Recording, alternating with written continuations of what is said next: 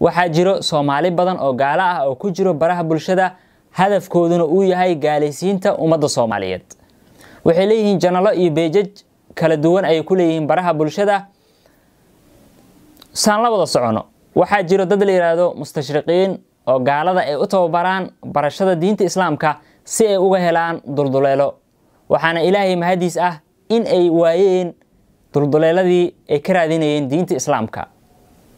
Soomaalidani badankoodu waa mucaanidiin oo ma rabaan inay aqbalaan xaqa oo waxay la mid yihiin kuwii yiri in kaana hada huwa alhaq min indik faamdir alayna hijaratan min as-samaa haduu yahay xaq waxay yiraahdeen dhagax nooga soo daadi samada aw itina bi'adaabin aliim ama cadaab xanuun badan oo la kaale qof xaq raadinaya ma dhaho haduu kan xaq yahay dhagax kor iga soo daadi ama cadaab ila kaale sida darteed maadaama ay yihiin dad mucaanidiin ah waxa wanaagsan inaan la doodin waxa lagu bixiyaa Soomaalidani juhdi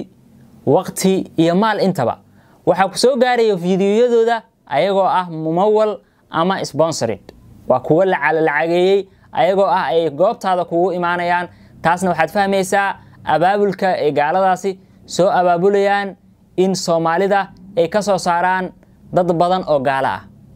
waxa wanaagsan in aan la doodin dadkaasi maadaama aysan xaqdoon ahayn waxaana la doodi karo qof markaasi cilmigiisa uu sareeyo oo kaliya oo culimada kamid ah